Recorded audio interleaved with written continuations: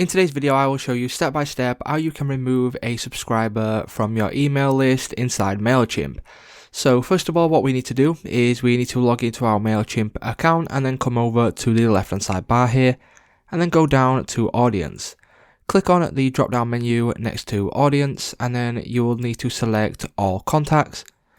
Once we do this, you will be on this page right here, and then as you can see, you will be able to see all of your contacts inside your email list. Now, if I want to remove one of these, what I will do is click on the checkbox right at the side of this, go to actions, the drop down menu right here, and then what you can do then is click on unsubscribe.